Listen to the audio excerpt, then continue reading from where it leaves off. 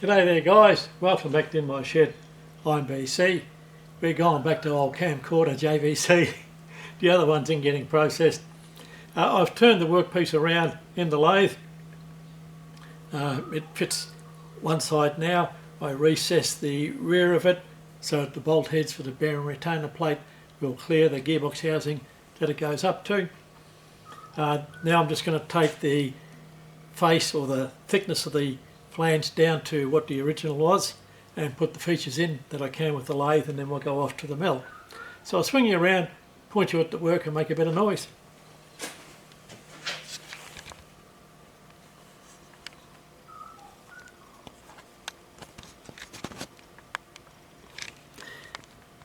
If the camera will stick, that should be about right. Okay.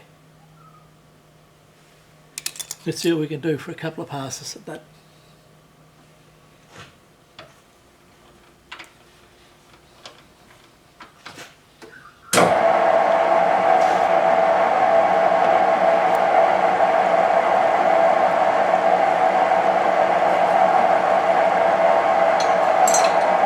And to be sure.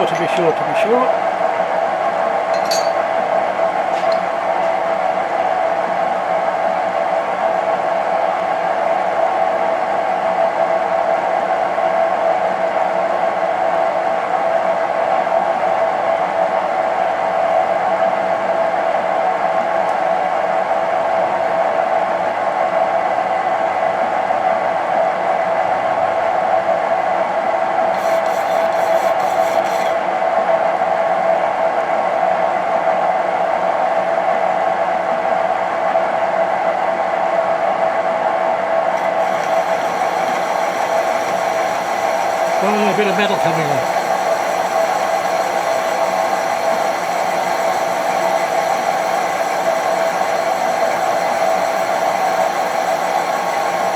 I fixed the chatter on the previous side and you wouldn't read about it, especially at the minor diameters. The cut was extremely rough, not what I expected, and just the wipe with the cutting compound. All the noise went away, the finish improved and the insert life improved. So a little bit of slippery stuff does help. But it stinks.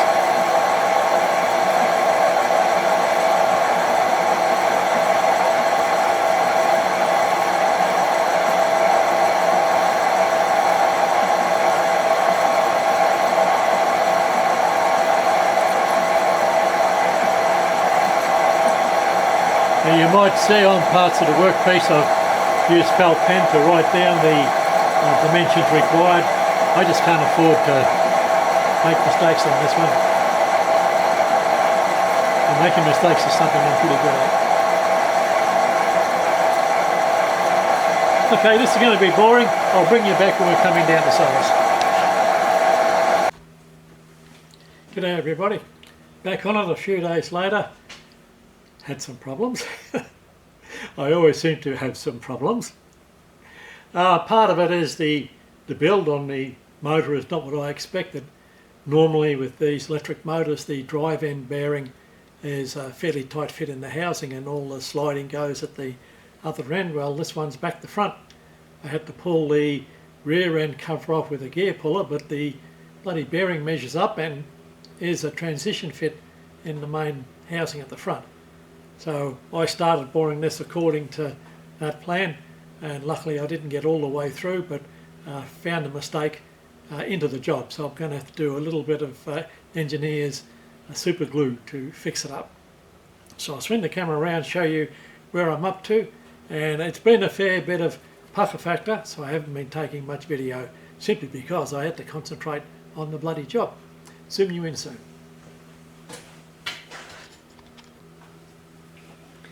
Okay, pretty simple looking doodaddy. It has a step on the outside and that's where the outer casing slides on. Boy, that's been a bit of a sharp nasty job. It has a recess here that's 4mm deep, and that's where the bearing retainer plate goes in, and I've got to do the 2 screw holes for that yet, or this one's got 2 through holes and it bolts in from the outside. And this here is the bearing recess. A bit of a funny size. It's not the 2-inch equivalent that I expected. It's 52 millimetres, which is just nothing size, and 15 deep. Reasonable sort of bearing. I just have to break these edges now and the job's done. But that was the bearing hole that I had trouble with. I did a bit of it going off the bearing measurement, and I said, hey, something's wrong here, and it was for a bloody transition fit. So the inner section of it is correct size, and I'll Loctite the bearing into the housing. So now I think this is all the features I've got to do on the inner side of this, other than drill the 2 holes, and I can do them from the other side because they're through holes, so there's no great drama there. And I think now I've got to throw the rotary table up on the milling machine, give that a bit of a try. Okay, this is the original plate, came with the motor. That's the inside, which is this side. I won't be hollowing it all out. I have absolutely no need to save a few kilograms in weight, or they did it to save on the aluminium.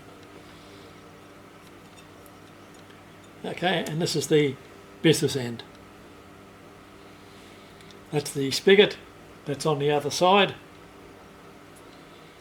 And I'm going to have to put these features in for the clamping bolts to bring the motor together, and figure out what I'll do about the PCD for the 4 mount holes. So there's still a fair bit to go, plenty more video for you guys, but at least what I'm going so far is usable. Bring you back when there's something on. There you are, guys. This is my larger rotary table, and some of you might have heard me mention my larger rotary table but never seen it. Well, I'll get down with it and give you a little bit of a perspective.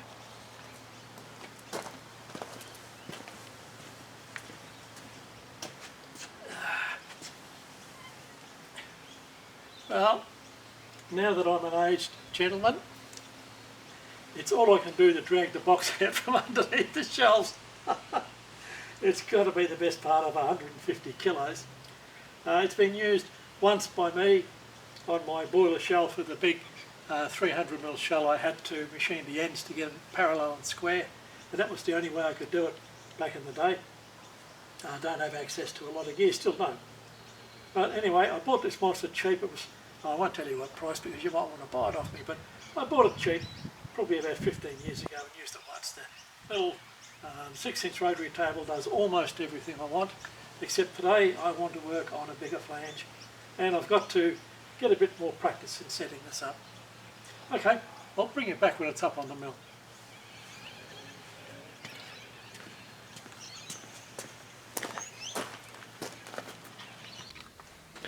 Well, will you look at that sitting up there on the poor old mill table? I think that is probably the heaviest thing that's sat up there.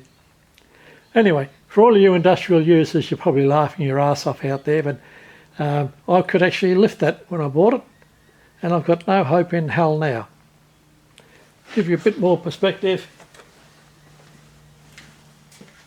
This is the old fat guy sitting next to it, and what I'm going to machine is only that big, but it's bigger than my little rotary table. Oh, that's the way it is. The things that happen in an old bloke shop. Bring you back when something else happens. G'day there, guys. Welcome back to the shed. Now the following day, and boy is this bonehead's machine shop. I've started to align the item on the table, and I'll show you that shortly, using the bore, except I haven't bloody bored it out concentric with the OD. The only operation I didn't complete, I know I'm using it as one of the features, and from memory it was about 15th hour out, which is beyond the limitation of what I can allow as a error.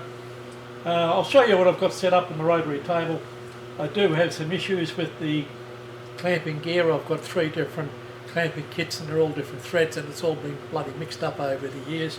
So I'm going to spend a bit of time and get that a little bit more accurate. I don't want to be hopping over features and trying to get back to centre again and again. If I can use the rotary table as it should be, it'd be a lot better. Anyway, I'll show you what I've got so far and why the hell it's not working.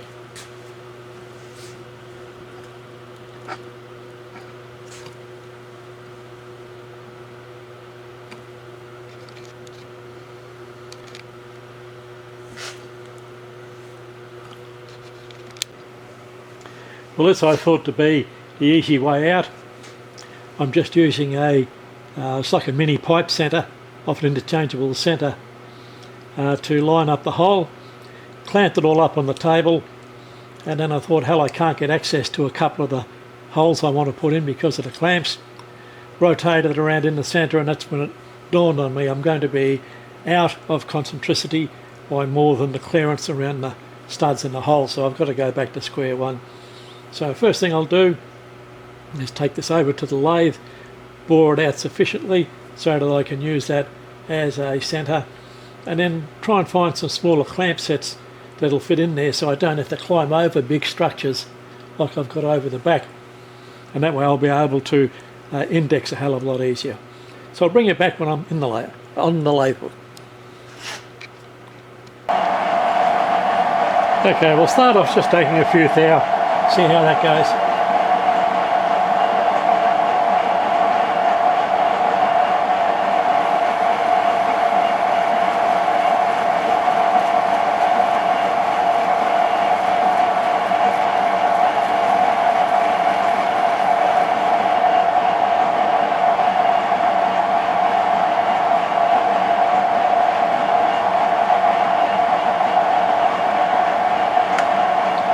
Okay, that looks like it might be enough. It was closer than I thought. I'll take a bit of a sprint pass just to clean it up.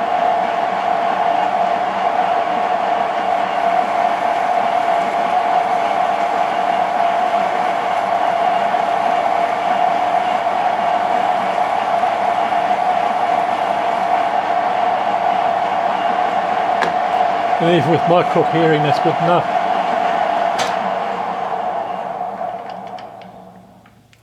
Yes, it looks the part. We'll do a bit of a deburr and then back to the mill and try and sort the clamping out. Okay guys, back again. I've got rid of a lot of the clamping junk. It now looks a little bit more acceptable. What I've done is use a little bit of Artex or Artline felt pen, laid out a bit of black spots, then use a delicate measuring instrument to scribe a line within that. I'd already centred the head using the plug gauge, and after boring that bore concentric, it'll be within a thou or two. Hell, this is a flange with clearance holes. I think the 4.75 or 3/16 imperial Chinese bolts, they've got a bloody 1/4 inch hole to go through, so there's plenty of slop. It's the outer rebate that locates inside the motor housing, and this rebate here, or this spigot, that mounts inside the flange of the gearbox, and it's the only really accurate part. So after scribing my line to give me a position with a better light, I brought my centre finder down, and with the centre finder you can feel on the edge. If it's more than about half a thou out, you'll pick it up. So once again, total deviation from the centre hole will still remain about a thou. I've got that position.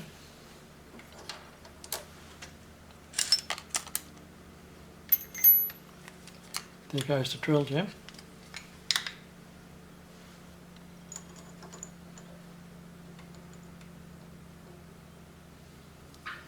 I'll now come down with a spotting drill and then go through with a 5.5. Now I can then just move across to the scribe line on the other side, pick that up with the centre finder, drill, and then drill through the same thing again. With the holes for the outer position, that's where the clamp screws to go right through the motor housing are. I'll drill one lot through, and then I'll be indexing the rotary table off the degree units on the side. That'll bring me in within a tenth of a degree or something like that, which is good enough for what we're doing here. Then will come the milling operation. I will probably come in from the side in 2 or 3 bites to get the depth, because they're quite deep. They go down about a 1/2 inch. And for that I'll probably have to change the clamps around, because Two of them have got pretty poor access over the back here. These two will be nice and easy, but once again that'll just be rotate the workpiece around until I'm at 90 degrees, and I'll come into a line that I mark on the table feed screw for the amount of movement. A little bit of good.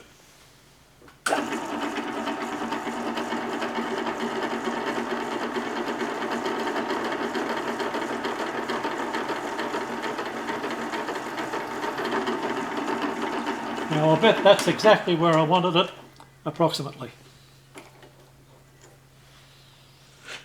I don't like to talk negative of my own work, but somebody has to.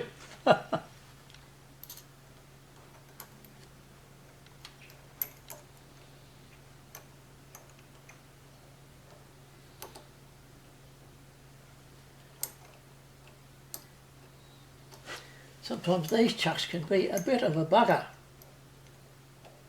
It's very easy to pick up the drill bit between the chuck jaws instead of on position.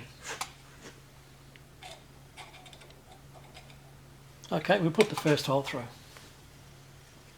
Move that over.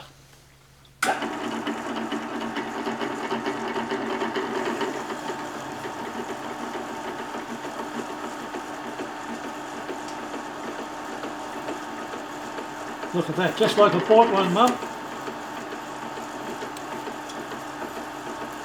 Hope the parallels don't move across underneath.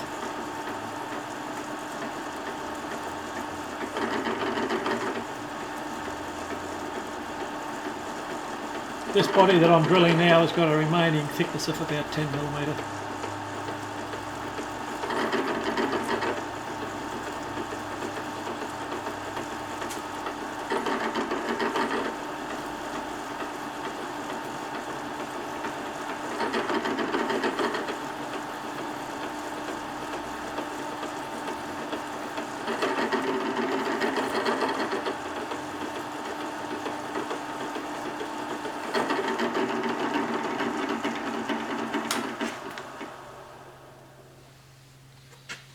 Okay, I'm just going to make sure I'm not drilling through my workpiece underneath, and I'll bring you back in.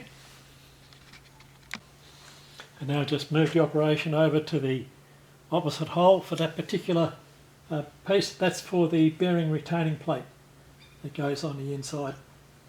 So it doesn't do a lot of work.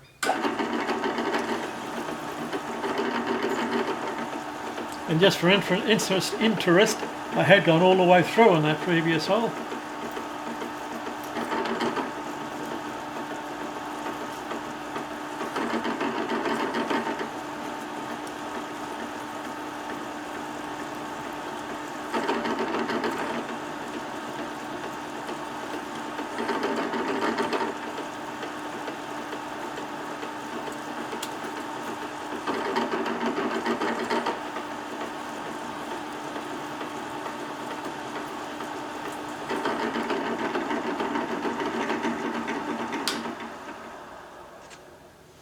Okay, there is one drawback to doing it this way, and that is if you have a lot of features to do close to each other, the swarf gets on top of your bloody felt pen markings and wipes it out.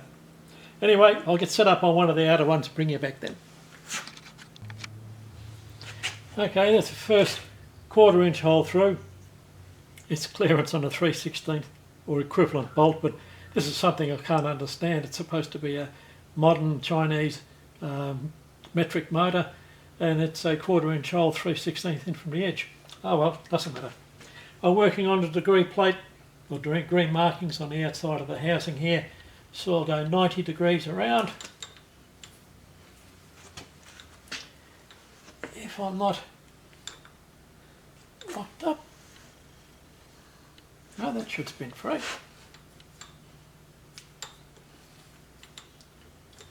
Looks like you're coming back in a few minutes.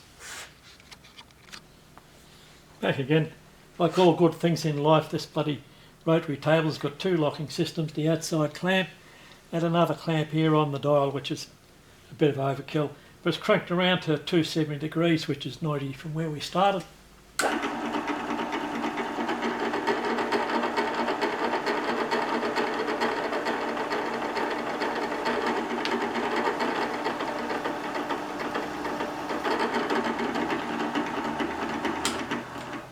And as the Yanks would say, rinse and repeat.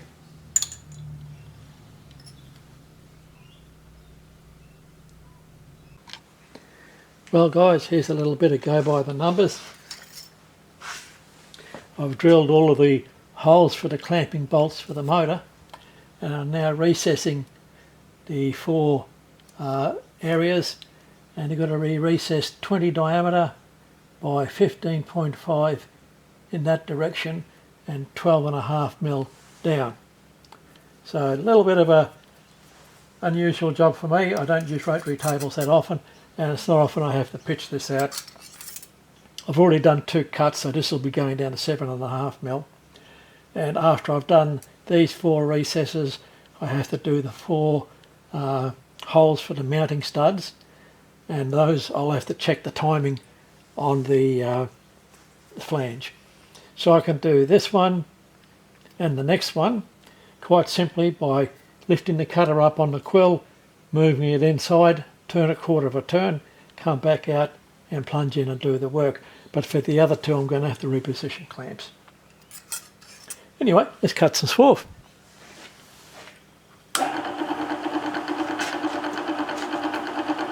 Looks like I'm in the way of all the lights.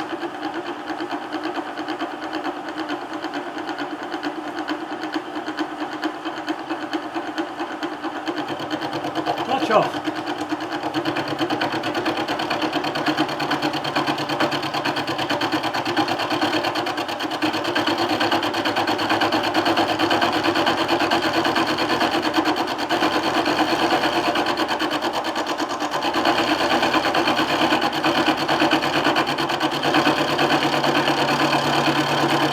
I'm not that big a bloke, and it's amazing how much you can get in the way of the light.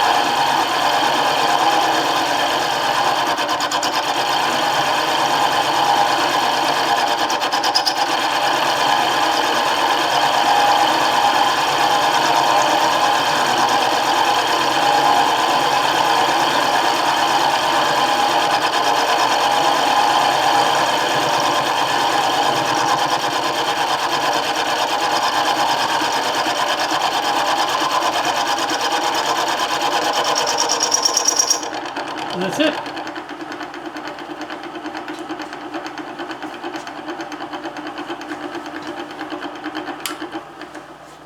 As the Yanks would say, rinse and repeat. There's quite a bit of metal to remove. Luckily I've got an end mill that was recently sharpened by a bloke I know. Good fellow with a tool and cutter grinder. Seems to cut well, but it squeals if you don't have lubricant on there. And we're making a lot of chips. Bring it back for the next operation. Okay guys, I've turned off the machine light. I think it was throwing the poor old camcorder out a little bit. And we're just going to move the table around to the next 90-degree position. And that's this one. Idiot, wrong handle.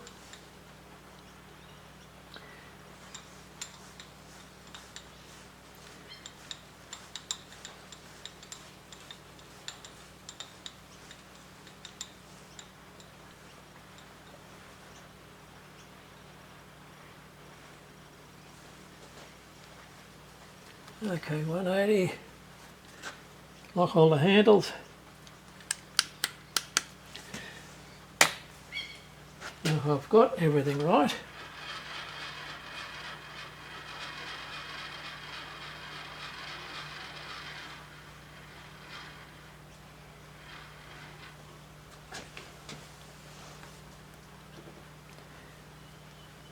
Zero the cutter.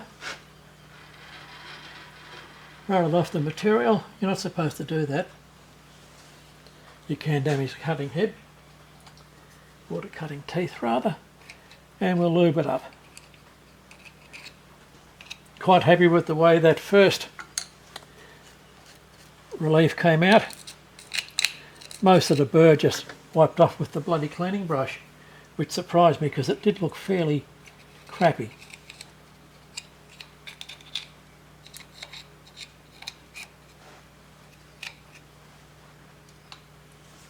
Okay, let's do another one. Move the camera back so I can feed it in a little bit.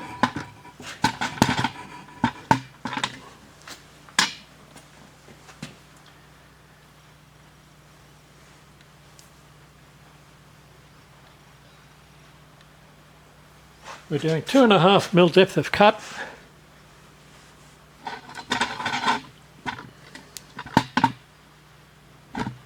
There we are, coming in from the side.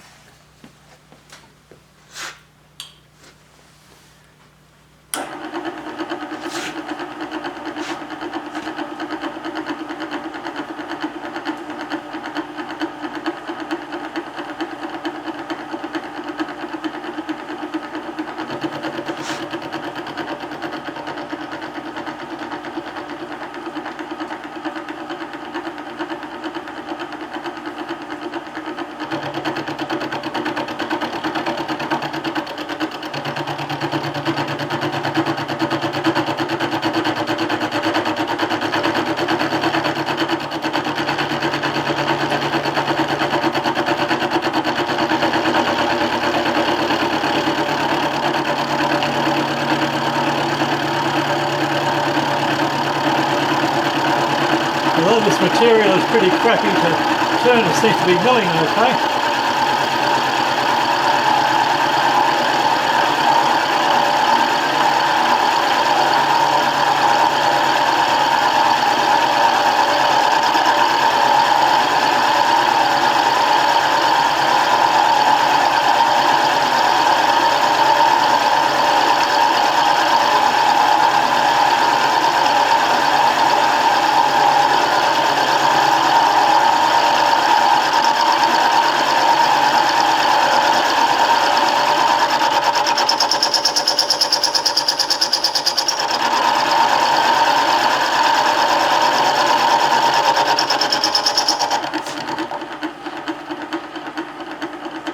And it looks like we're on the money.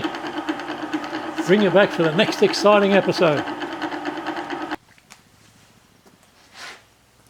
Well guys, that's it for this episode. All I've got left to do is try and pitch out the 4 remaining mount bolt holes for the studs to go up into the gearbox, and this flange is ready for delivery. But you made a mistake.